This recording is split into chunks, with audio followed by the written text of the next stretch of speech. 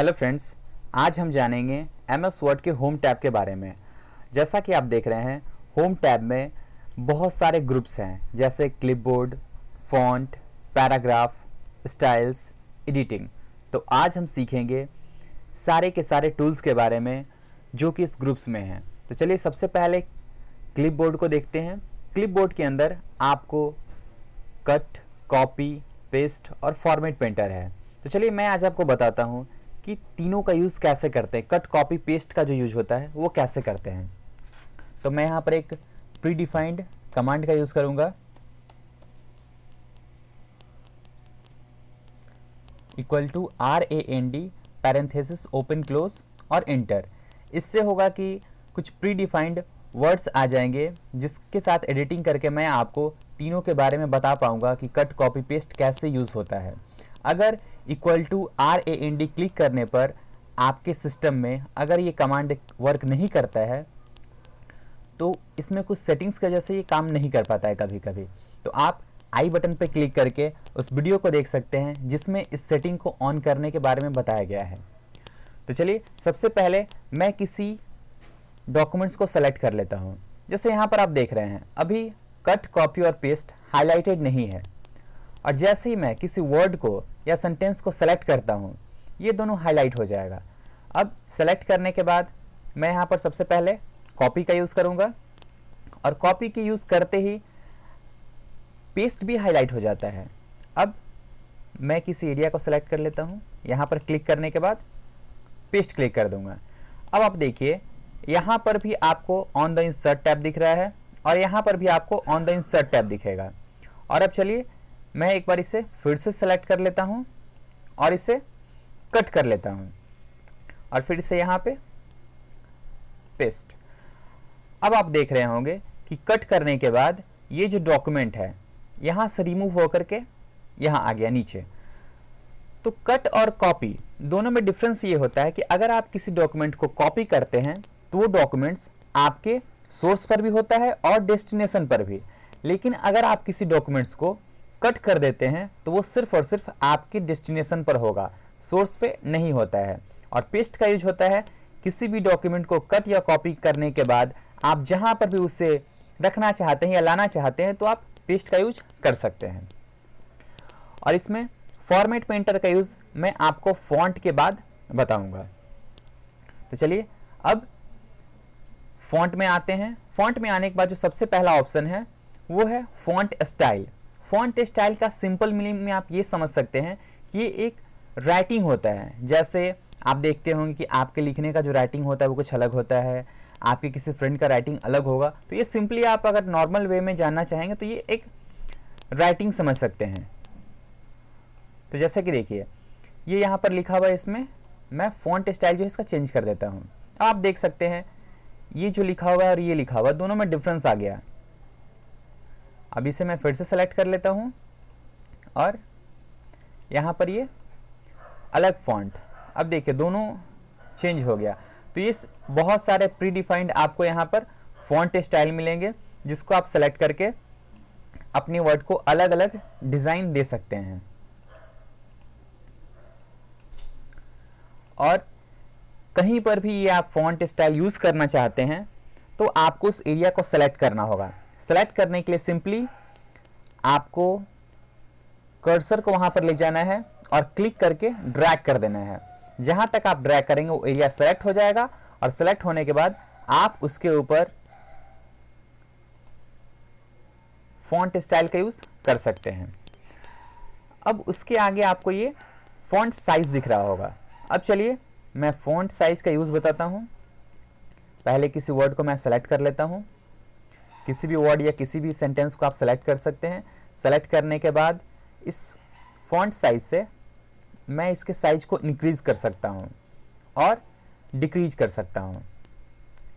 तो अब आप यहाँ पर देख रहे हो कि यहाँ पर साइज जो है बाय डिफ़ॉल्ट 8 से लेकर के 72 तक है, 8 to 72 है। तो आप यहाँ से 8 to 72 साइज़ को इंक्रीज़ या डिक्रीज़ कर सकते हैं। लेकिन अगर आप उससे भी ज़्यादा ले जाना चाहते हैं तो उसके बगल में आपको ये दिया हुआ है, इस सिंबल पर आप क्लिक करके साइज़ को इंक्रीज़ कर सकते हैं और साइज़ को डिक्रीज़ कर सकते हैं। अब सबसे नीचे हम लोग देख लेते हैं, ये स्पेशली यूज़ होता है हाईलाइट करने के लिए। जैसे कि ये एक वर्ड है, इसे मैंने सेलेक्ट कर लिया और इसे बोल्ड कर दिया। अब आप देख रहे होंगे कि इन सारे वर्ड्स में ये कुछ डिफरेंस लग रहा है। तो किसी भी वर्ड को थोड़ा सा डिफरेंट दिखाने के लिए आप इसका यूज कर सकते हैं। अब जैसे इस वर्ड को मैंने सेलेक्ट कर लिया और बोल्ड।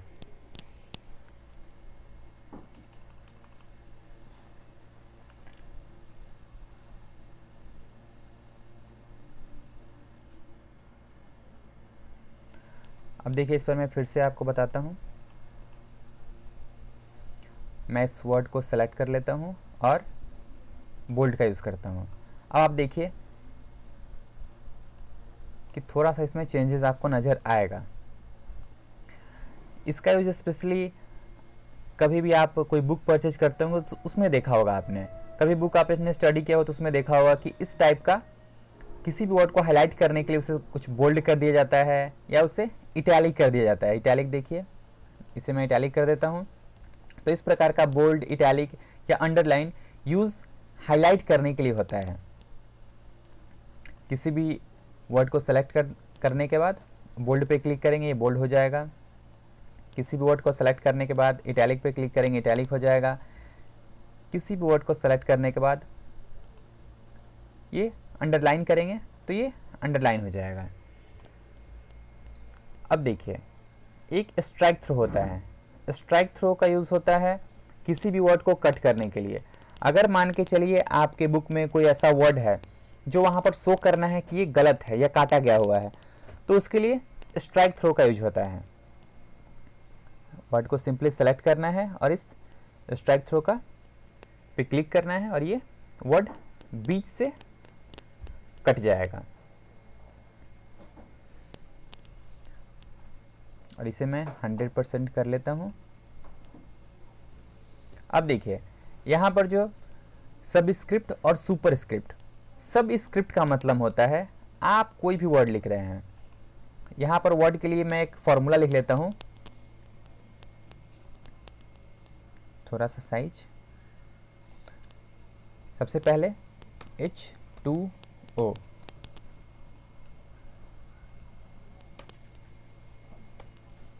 इस साइज को मैं इंक्रीज कर लेता हूँ। अब देखिए, ये यहाँ पर फॉर्मूला लिखा हुआ है, लेकिन ये देखने से फॉर्मूला जैसा लग नहीं रहा है। तो यहाँ पर इस 2 को सेलेक्ट करके मैं यहाँ पर सब स्क्रिप्ट को पे क्लिक कर देता हूँ। अब देखिए, ये आपको फॉर्मूला जैसा लग रहा है। अब CO2,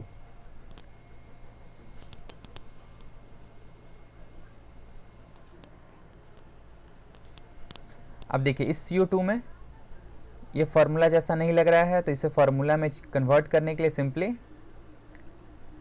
इस सब स्क्रिप्ट पे क्लिक करेंगे तो ये अब आपको क्लियर लगेगा कि CO2 फार्मूला लिखा हुआ है। और देखिए, अगर अब सुपर स्क्रिप्ट का यूज कहाँ पे करते हैं, सपोज मुझे लिखना है x² + y²। तो ये देखिए, x² और y² तो देखने से लग नहीं रहा है, ये x2 y2 लग रहा है।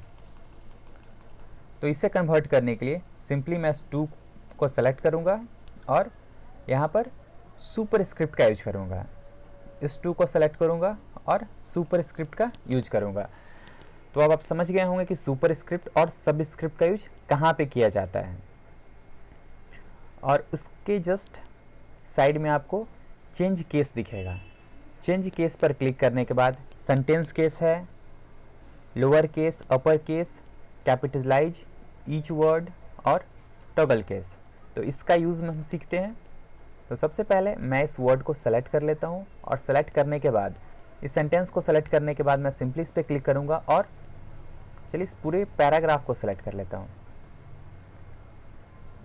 सेलेक्ट करने के बाद लोअर केस पे, अब यहाँ पर आप देख रहे होंगे सारा का सारा वर्ड लोअर केस में चला गया।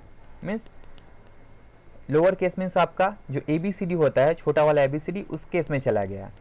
और इसी को मैं सेलेक्ट करके, क्योंकि ये भी सिलेक्टेड है, उसके बाद मैं यहाँ पर अपर केस पे क्लिक करूँगा। ये सारा वर्ड देखिए कैपिटल हो गया, इससे पहला स्मॉल वर्ड था और ये कैपिटल वर्ड हो गया। तो यहाँ पर लोअर केस का मतलब होता है स्मॉल अल्फ़ाबेट और अपर केस का मतलब होता है कैपिटल लेटर्स। कैपिटल लेटर्स और स्मॉल लेटर्स होते हैं।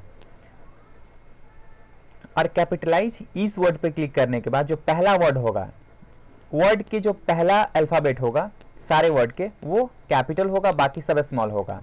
तो आप यहाँ पर देख रहे हैं जैसे टू में टी कैपिटल बाकी स्मॉल, चेंज में सी कैपिटल बाकी स्मॉल। तो ये इसी प्रकार से जो फर्स्ट लेटर होगा वो कैपिटल होगा, बाकी सब स्मॉल होगा। और ये भी सिलेक्टेड है। उसके बाद फिर यहाँ पर आकर मैं टॉगल केस पे क्लिक कर दूंगा। इससे होता ये है कि जो फर्स्ट वर्ड होगा आपका, वर्ड का फर्स्ट अल्फ़ाबेट वो स्मॉल होगा, बाकी सब कैपिटल होगा। तो इसका यूज़ बहुत कम होता है। और अब मैं इसे बैक कर लेता हूँ।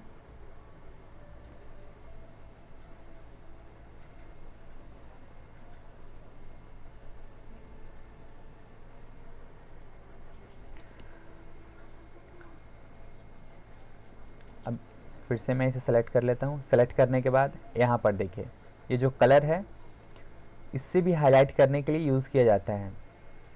आप कभी अपने बुक में नोट्स बनाते होंगे तो आप इसका करते होंगे या इस प्रकार का मार्कर का यूज़ करते होंगे जो किसी वर्ड को हाईलाइट कर देता है। तो यहाँ पर भी सिंपली किसी भी वर्ड को आप हाईलाइट करना चाहते हैं तो उस वर्ड को सेलेक्ट कर लें और इस हाईलाइट पर जा कर के जो भी कलर सेलेक्ट करना चाहे वो कलर यहाँ से ले सकते हैं। और अगर बिना कलर सेलेक्ट किए अगर ये बाहर से ही आप क्लिक कर दीजिएगा तो जो पहले इससे पहले आपने जो कलर सेलेक्ट किया था वो बाय डिफ़ॉल्ट कलर सेलेक्ट हो जाएगा। और अगर आप कलर चेंज करना चाहते हैं तो यहाँ पर बगल में क्लिक करके जो भी कलर पे जाना चाहे वो कलर पे क्लिक कर सकते हैं। अब चलते हैं, ये तो हो गया वर्ड को हाईलाइट करने के लिए, उसके बैकग्राउंड को कलर करने के लिए। अब मैं आपको बताता हूँ कि आप वर्ड का कलर कैसे चेंज कर सकते हैं। जैसे यहाँ पर देखिए ये तो हाईलाइट हो चुका है। इसके वर्ड को चेंज करने के लिए यहाँ पे क्लिक करके मैं रेड पे क्लिक कर देता हूँ। अब देखिए ये जो वर्ड है रेड कलर में कन्वर्ट हो गया। इसे सेलेक्ट करने के बाद मैं येलो कलर सेलेक्ट कर दूंगा तो ये वर्ड येलो कलर में आ गया। अब फिर से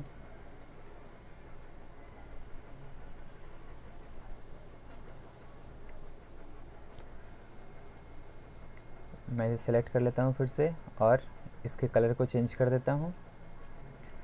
और अब इसके फॉन्ट स्टाइल को भी चेंज कर देता हूँ। फॉन्ट स्टाइल भी मैं इसे चेंज कर देता हूँ और इसके साइज को भी इंक्रीज़ कर देता हूँ। अब आप देख रहे होंगे कि इसमें मैंने बहुत सा फॉर्मेटिंग कर दी है। अब इसे इटैलिक भी कर देता हूँ। अब सपोज़ अगर आपसे कहा जाए कि इन सारे वर्ड्स, ये सारे जो भी पैराग्राफ्स हैं, इन सारे पैराग्राफ में जितने भी सारे फॉर्मेटिंग किए गए हैं वही फॉर्मेटिंग सेम नीचे वाले पैराग्राफ में करना है, तो आप क्या करेंगे? आप सिंपली इस वर्ड पे क्लिक करेंगे और यहाँ से चेक करेंगे कि इसमें जो फॉन्ट स्टाइल यूज हुआ है अल्जीरियन है, फॉन्ट साइज यूज हुआ है 16 और यहाँ पर इटैलिक का भी यूज किया गया है और टेक्स्ट कलर रेड है, जो फॉन्ट कलर है रेड है। तो सबसे पहले फॉन्ट कलर जो है उसे रेड कर देते हैं। उसके बाद इटैलिक था ये 16 और ये अल्जीरियन। तो आप इस प्रकार से इसको कॉपी कर सकते हैं, लेकिन इससे भी एक सिंपल सा वे है। वो सिंपल सा वे ये है कि मैं यहाँ पर कहीं पर भी क्लिक कर दूंगा इस पैराग्राफ में और क्लिक करने के बाद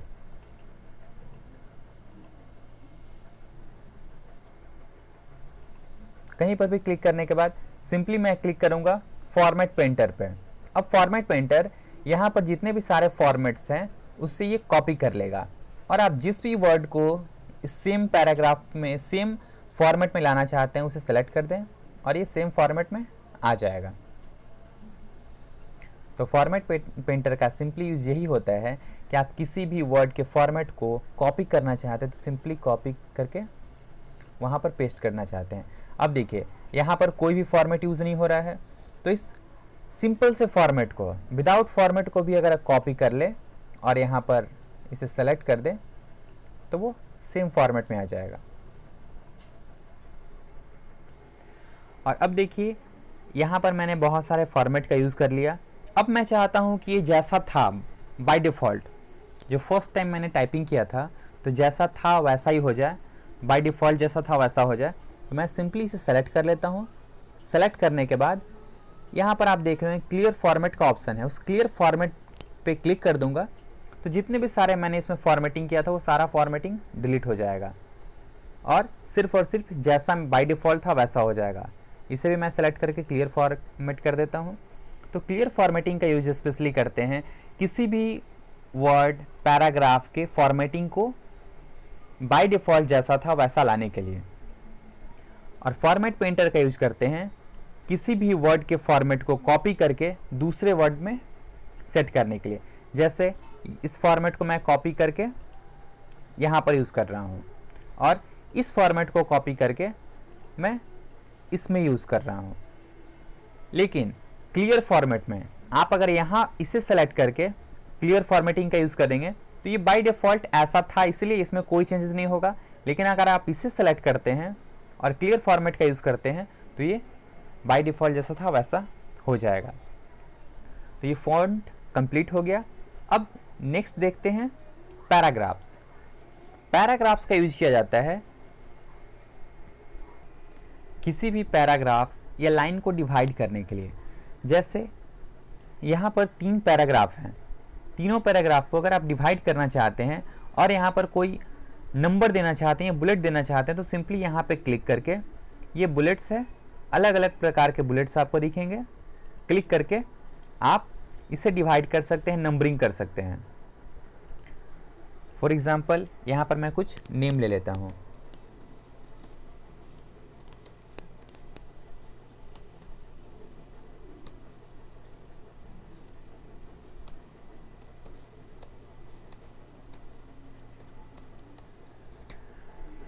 अब मैं इसे सेलेक्ट कर लेता हूँ और सेलेक्ट करने के बाद सिंपली मैं क्लिक करूँगा बुलेट पे और बुलेट पे क्लिक करने के बाद जो भी बुलेट सेलेक्ट करना है मैं उसे कर दूँगा। तो ये अलग अलग लाइन में आ गया और सामने इसके बुलेट आ जाएगा।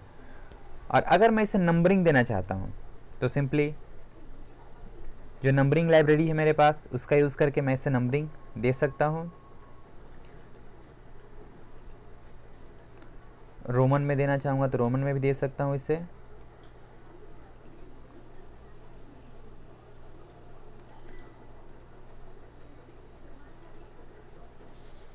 हाँ, तो यहाँ से मैं सिंपली बुलेट्स का यूज कर सकता हूँ। और नेक्स्ट में भी इसी प्रकार का बुलेट है। जैसे देखिए यहाँ पे इसे मैं सेलेक्ट करके आ गया और ये इसमें भी अलग अलग टाइप्स का है।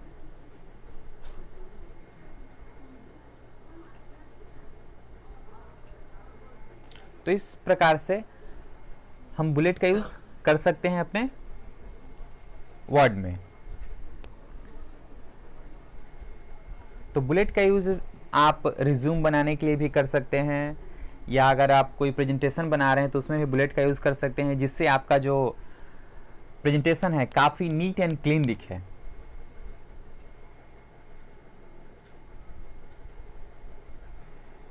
अब इसके नीचे आपको अलाइनमेंट दिखेगा।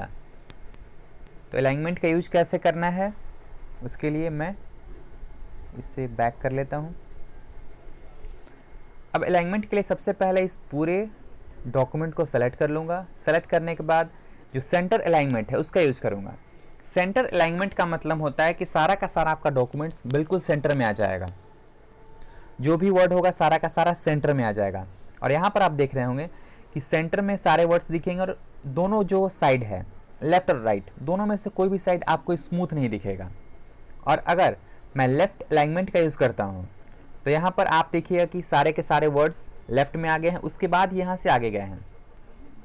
तो इसमें है कि आपका जो लेफ्ट साइड होगा काफ़ी स्मूथ रहेगा और राइट साइड आपको कटिंग्स दिख सकता है। और अगर राइट साइड करते हैं तो सारे वर्ड्स राइट साइड में आ जाएंगे।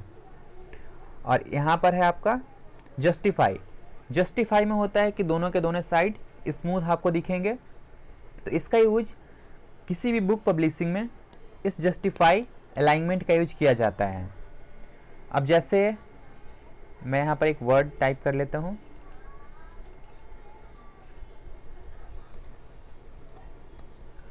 अब अगर आप कोई रिज्यूम लिखना चाहते हैं तो यहाँ पर रिज्यूम अगर आप साइड में लिखिएगा तो वो सही नहीं होता है, तो इसे सेंटर में लाना होगा। तो इसे मैं सेलेक्ट कर लूँगा सबसे पहले और सिंपली सेंटर पे क्लिक कर दूँगा, ये सेंटर में आ जाएगा। और अगर आप पेज का नंबर देना चाहते हैं, नंबरिंग करना चाहते हैं पेज का, वैसे तो नंबरिंग के लिए अलग से ऑप्शन होता है, लेकिन अगर आप चाहते हैं कि टाइप करके नंबर दें या कुछ डॉक्यूमेंट्स देना चाहते हैं तो इसे सेलेक्ट करके राइट या लेफ़्ट कर सकते हैं। तो सेंटर और लेफ़्ट और राइट का यूज़ रिज्यूम में कर सकते हैं, आप किसी भी बुक पब्लिशिंग में कर सकते हैं, या कोई नोट्स बना रहा है तो उसमें कर सकते हैं। अब मैं इस वर्ड को सेलेक्ट कर लेता हूँ और अब मैं इंडेंट का यूज़ बताऊँगा। तो इंडेंट के लिए यहाँ पर देख सकते हैं आप, इंडेंट के यूज से अगर राइट इंडेंट कीजिएगा तो ये सिंपली मार्जिन यहाँ से क्रिएट हो जाएगा। आप जितना मार्जिन देना चाहते हैं वो मार्जिन क्रिएट हो जाएगा, लेकिन ये मार्जिन सिर्फ और सिर्फ राइट साइड से ही आपके लिए क्रिएट होगा। तो इस मार्जिन का इंडेंट का यूज़ करते हैं मार्जिन के लिए। अगर सिर्फ इससे सेलेक्ट करके, अब एक और यहाँ पर एग्जांपल मैं आपको देता हूँ।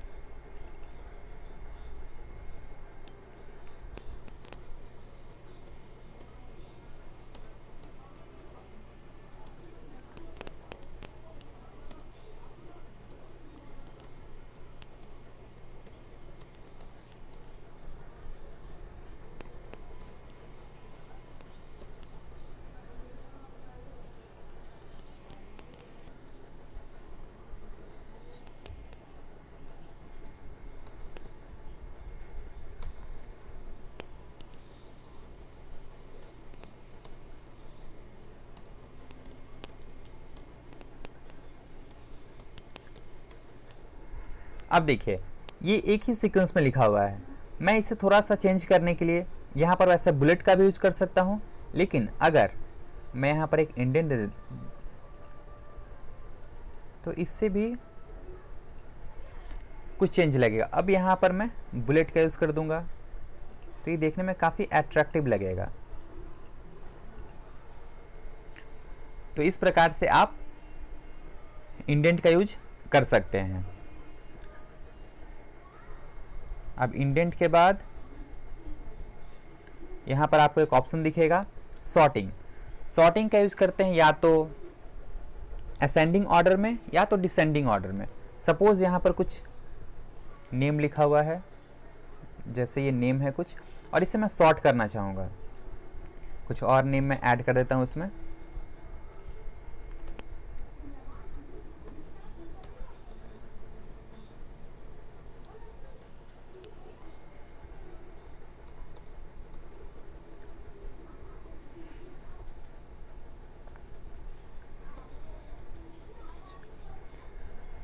अब इस वर्ड को मैं सेलेक्ट कर लूँगा, सारे नेम्स को सेलेक्ट करने के बाद इस एजेड मीन्स सॉर्टिंग पे क्लिक करूँगा और यहाँ से असेंडिंग ऑर्डर में सेलेक्टेड है तो सिंपली ओके कर दूँगा। सेलेक्ट असेंडिंग में है, ओके। अब आप देख रहे होंगे कि जितने भी सारे नेम हैं वो अल्फ़ाबेट के असेंडिंग ऑर्डर में सेट हो गए हैं। पहले ए, उसके बाद जी, उसके बाद एम, उसके बाद आर, उसके बाद एस। अब इन सारे वर्ड को मैं सेलेक्ट कर लेता हूँ और यहाँ पे क्लिक करके सॉर्ट पे डिसेंडिंग में क्लिक कर लेता हूँ और ओके। अब आप देख रहे हो कि सारे के सारे नेम्स डिसेंडिंग ऑर्डर में सेट हो गए हैं। तो सिंपली आप इस सॉर्ट का यूज़ करके किसी भी नेम को असेंडिंग या डिसेंडिंग ऑर्डर में सेट कर सकते हैं। अगर सपोज़ आप किसी कॉलेज या स्कूल में जाते होंगे तो आपने देखा होगा कि जो भी नेम होता है वैसे तो स्कूल में रोल नंबर वाइज होता है, लेकिन अगर कॉलेज की बात करें तो वहाँ पर नेम वाइज होता है। तो असेंडिंग डिसेंडिंग में आप कर सकते हैं, या स्कूल में भी नंबर वाइज असेंडिंग और डिसेंडिंग किया जाए। अगर कोई नंबर को असेंडिंग या डिसेंडिंग में, चलिए मैं यहाँ पर एक नंबर दे देता हूँ पहले।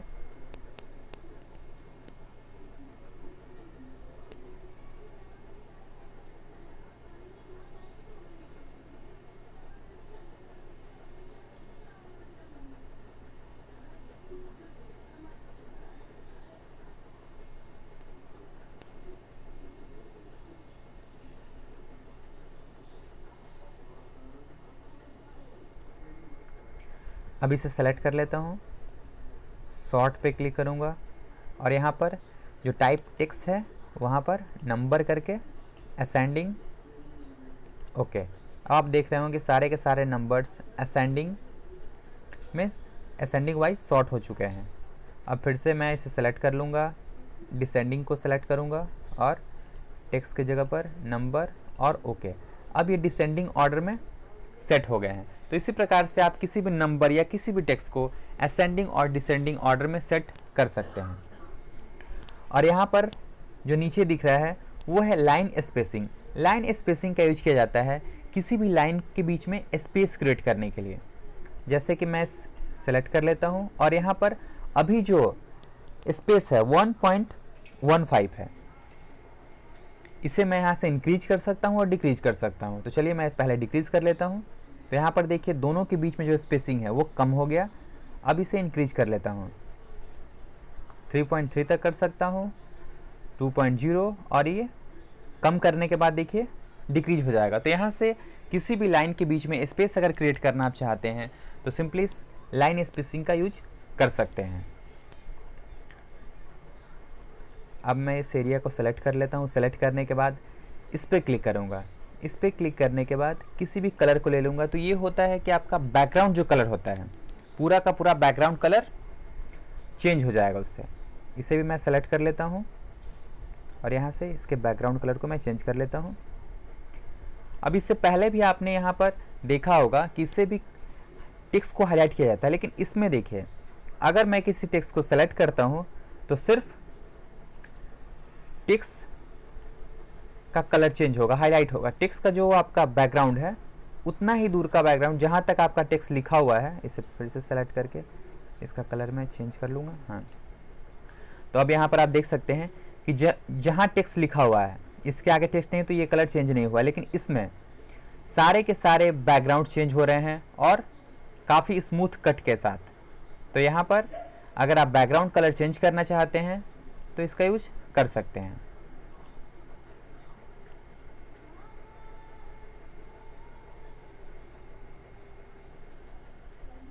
इसे मैं सेलेक्ट कर लेता हूँ और यहाँ से बैकग्राउंड कलर चेंज कर लूँगा। तो इस प्रकार से आप अपने बैकग्राउंड कलर को चेंज कर सकते हैं। और इसके बाद इसे सेलेक्ट करने के बाद मैं इस बॉक्स का यूज आपको बताऊंगा। जो बॉर्डर होता है, अलग अलग बॉर्डर्स हैं यहाँ पे। अगर आप बॉटम में बॉर्डर देना चाहेंगे तो सिर्फ नीचे बॉर्डर आ जाएगा। अगर सेलेक्ट करने के बाद आप टॉप में बॉर्डर देना चाहेंगे तो टॉप में एक बॉर्डर क्रिएट हो जाएगा। इस बैकग्राउंड कलर को मैं हटा देता हूँ कि आपको क्लियर दिखे। बॉटम में आपको एक लाइन दिख रहा है। अब इसे टॉप में भी बॉर्डर आ गया। तो इस प्रकार से आप अलग अलग एरिया में बॉर्डर क्रिएट कर सकते हैं। अब मैं यहाँ पर ऑल बॉर्डर कर दूंगा तो ये सारे पैराग्राफ्स अलग अलग हो गए हैं, अलग अलग बॉर्डर में। अब इसका यूज़ यहाँ पे मैं बताऊंगा आपको। इस सारे नेम को मैं सेलेक्ट कर लेता हूँ। सेलेक्ट करने के बाद ऑल बॉर्डर कर दूंगा तो ये सारे नेम अलग अलग बॉक्स में आ गए। तो यहाँ से जाकर के आप किसी भी नेम, किसी भी वर्ड के बॉर्डर को क्रिएट कर सकते हैं। अब पैराग्राफ का एक लास्ट टूल्स आपको यहाँ पे दिख रहा होगा। इस टूल्स को शो और हाइड बोलते हैं। शो और हाइड मीन्स इसलिए कि यहाँ पर देखिए आपने जो भी वर्ड लिखा है उसके बीच में आपने स्पेस बार क्लिक किया और इंटर क्लिक किया तो कहाँ कहाँ स्पेस बार क्लिक हुआ है और कहाँ कहाँ इंटर क्लिक हुआ है वो ये शो और हाइड बताता है। जैसे मैं इस वर्ड को सेलेक्ट कर लेता हूँ, इस पैराग्राफ को सेलेक्ट करने के बाद मैं सिंपली शो हाइड पे क्लिक करूँगा। अब आप देख सकते हैं कि जहाँ जहाँ इन सारे के सारे पैराग्राफ को इसने ऑटोमेटिकली डिटेक्ट कर लिया और जहाँ भी स्पेस बार क्लिक हुआ है वहाँ पर डॉट शो हो रहा है और जहाँ पर इंटर क्लिक हुआ है वहाँ पर ये साइन शो हो रहा है। अब एक और मैं आपको एग्जांपल यहाँ पर देता हूँ।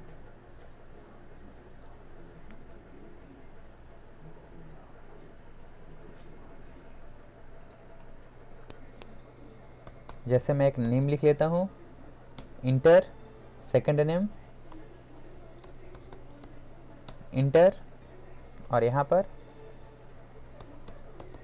Name space.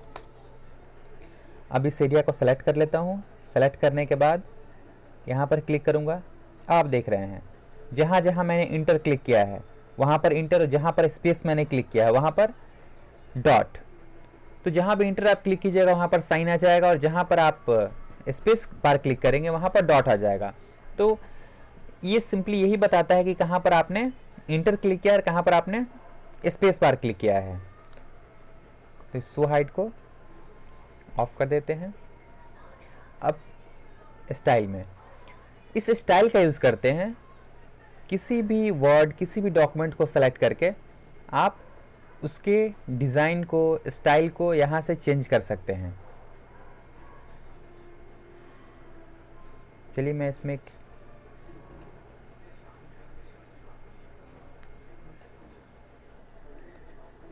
इसे सेलेक्ट ऑल करके जिस पर भी मैं जाऊंगा वो एरिया ऑटोमेटिकली आपका टेक्स्ट स्टाइल, उसके बाद font style, size automatically change हो जाएगा।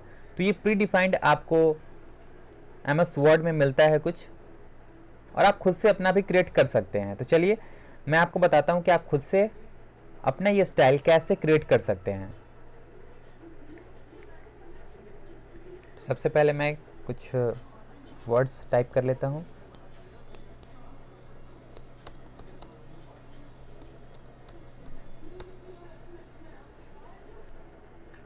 और इसे सेलेक्ट करके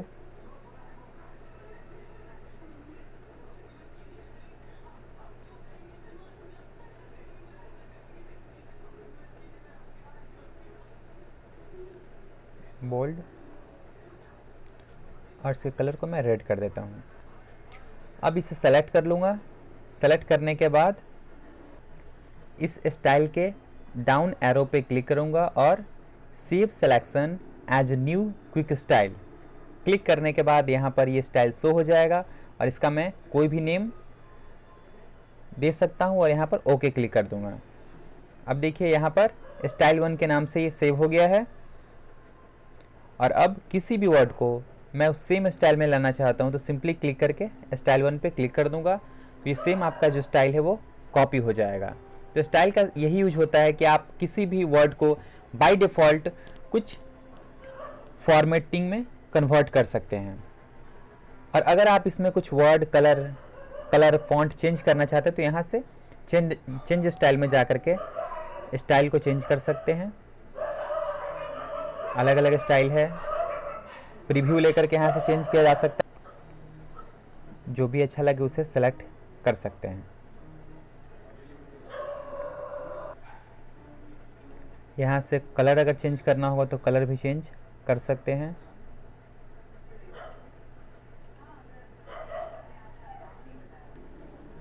इसे मैं सेलेक्ट करके पहले एक हेडिंग 1 में सेलेक्ट कर लेता हूँ और अब यहाँ से जा कर के यहाँ से कलर भी चेंज कर सकता हूँ। यहाँ पर बहुत सारे कलर्स हैं, जो भी कलर अच्छा लगे वहाँ पर चेंज किया जा सकता है। और यहाँ से फॉन्ट स्टाइल भी चेंज हो सकता है।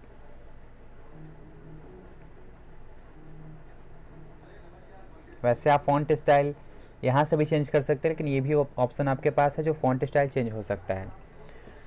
अब एक फाइनल एडिटिंग, सबसे लास्ट ग्रुप एडिटिंग है। एडिटिंग में फाइंड, रिप्लेस और सेलेक्ट है। तो सेलेक्ट का मतलब होता है आप सिंपली जो भी सेलेक्ट कर रहे हैं, आप क्लिक करके सेलेक्ट करें कंट्रोल ए से सेलेक्ट ऑल कर ले, या इसे ड्रैग करके सेलेक्ट ऑल कर दे। ये तीनों ऑप्शन होता है। देखिए यहाँ पे सेलेक्ट ऑल क्लिक करने के बाद टोटल सेलेक्ट हो जाएगा, या कंट्रोल ए से भी आप सेलेक्ट कर सकते हैं।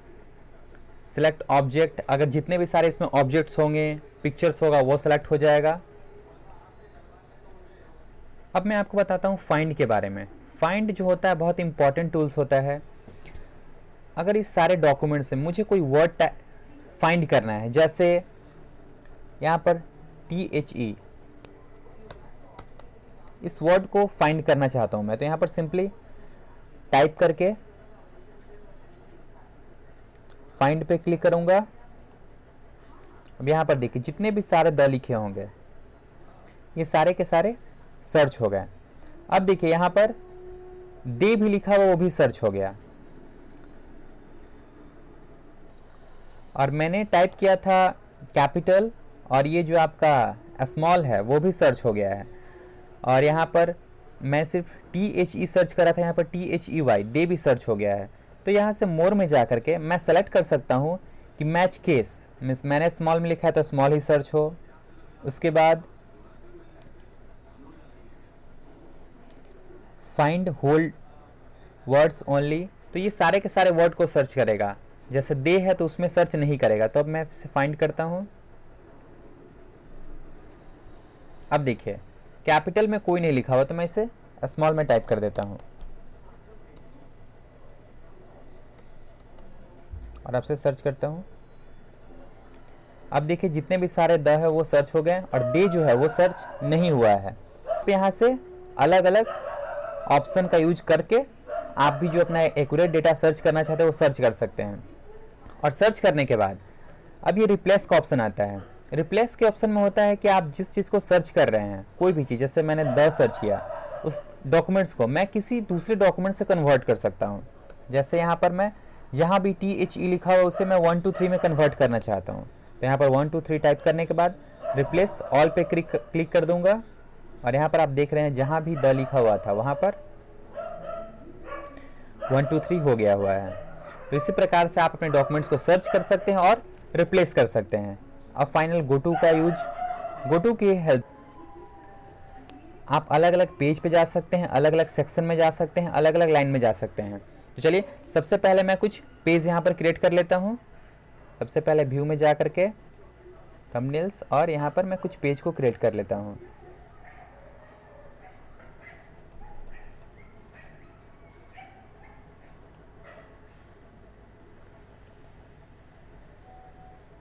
ये मैंने कुछ पेज क्रिएट कर लिए। अब चलिए अभी मैं चलता हूँ सबसे पहले पेज 6 में। पेज 6 में जा कर के मैं यहाँ पे क्लिक करूँगा और गो टू पे। अब मुझे जाना है पेज नंबर, मैं अभी करंट पेज 6 पे हूँ, मुझे जाना है पेज नंबर 3 पे। 3 सेलेक्ट करने के बाद गो टू क्लिक करूँगा, तो यहाँ पर देखिए मैं पेज नंबर 3 में पहुँच गया। और यहाँ से अगर मुझे पेज नंबर 6 में जाना है तो 6 क्लिक करके मैं गो टू पे क्लिक करूँगा, तो ये पेज नंबर 6 में आ जाएगा। और अगर यहीं से मैं देखिए बहुत सारे ऑप्शंस यहाँ पर दिख रहे हैं कि जिसमें भी जाना है आप, अगर बहुत सारे सेक्शन आपके पास हैं, किसी अलग सेक्शन में आप जाना चाहते हैं तो क्लिक करके अलग सेक्शन में जा सकते हैं। और अलग अलग लाइन है, जैसे यहाँ पर लाइन में क्लिक कर देता हूँ 10, ओके। तो ये देखिए लाइन नंबर 10, जितने भी सारे मैंने इंटर क्लिक किए थे वो लाइन में काउंट होता है, तो लाइन 10 पे चला गया। तो इसी प्रकार से आप गोटू का यूज करके लाइन में या अलग अलग सेक्शन में जा सकते हैं। तो आज के लिए बस इतना ही। आज मैं आपको बस होम टैब के बारे में सारी डिटेल बता दिया, और नेक्स्ट वीडियो में मैं आपको बताऊंगा इंसर्ट के बारे में। तो आई होप ये वीडियो आपको अच्छा लगा होगा, और मिलते हैं नेक्स्ट वीडियो में। Thanks for watching.